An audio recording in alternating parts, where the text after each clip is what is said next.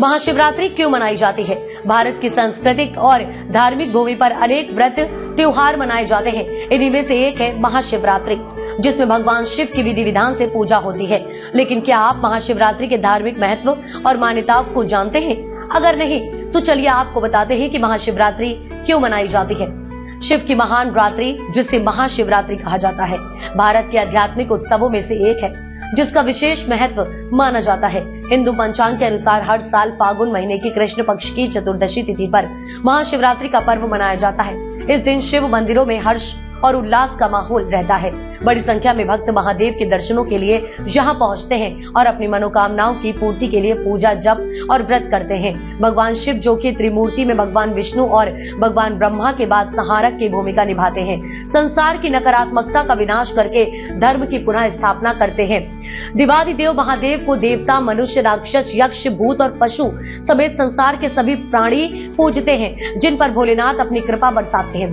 केवल सांस्कृतिक ही नहीं बल्कि महाशिवरात्रि की पावन तिथि का धार्मिक महत्व भी है, जिससे जुड़ी हुई कई पौराणिक मान्यताएं भी हैं। ऐसे में चलिए जानते हैं कि महाशिवरात्रि क्यों मनाई जाती है और इसका धार्मिक महत्व क्या है।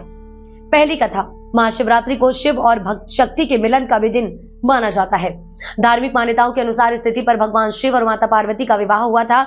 अपने पिता दक्ष के हवन में स्वयं का आत्मदाह कर लेने के बाद माता सती ने माता पार्वती के रूप में पुनः जन्म लिया। भगवान शिव को पति रूप में प्राप्त करने के लिए माता गौरी ने राजसी सुख त्याग कर वर्षों तक कठोर तपस्या की थी, जिसके फलस्वरूप महादेव ने माता पार्वती से विवाह किया था।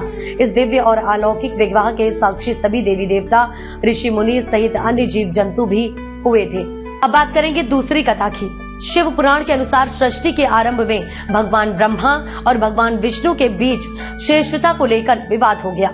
इनके विवाद को देखकर एक अग्नि स्तंभ प्रकट हुआ और आकाशवाणी हुई कि जो इस अग्नि स्तंभ के आदि और अंत को जान लेगा वही श्रेष्ठ माना जाएगा। भगवान ब्रह्मा और भगवान विष्णु युगों तक प्रयास करते रहे, लेकिन अग्नि स्तंभ के रहस्य को नहीं जान पाए। तब भगवान विष्णु और भगवान ब्रह्मा ने अपनी पराजय स्वीकार कर ली। इसके बाद भगवान विष्णु और भगवान ब्रह्मा ने उस अग्नि स्तंभ की पूजा की। इसके बाद वो अग्नि स्तंभ एक दिव्य ज्योतिर्लिंग में बदल गया। कहते हैं जिस दिन ये घटना हुई थी वो तिथि महाशिवरात्रि की थी।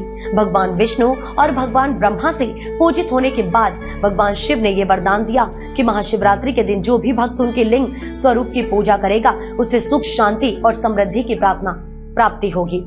धार्मिक मान्यता है कि इस दिन भगवान शिव निराकार रूप से साकार रूप में आए हैं। इस दिन भगवान महादेव की विशेष पूजा होती है, जिसमें शिवलिंग का अभिषेक भी किया जाता है। शास्त्रों के मुताबिक इस दिन भोलेनाथ की पूजा प्रदोष काल में 4 प्रहर की जाती है। ये तिथि भगवान शिव और माता पार्वती के विवाह की वर्षगांठ के रूप में भी मनाई जाती है। ईशान संहिता के मुताबिक फागुन माह की कृष्ण पक्ष की चतुर्दशी तिथि की रात्रि में करोड़ों सूर्य के बराबर भगवान शिव शिवलिंग रूप में प्रकट हुए थे। इस दिन भगवान शिव को पंचामृत, भांग, धतूरा, बेलपत्र और पुष्प आदि चढ़ाए जाते हैं।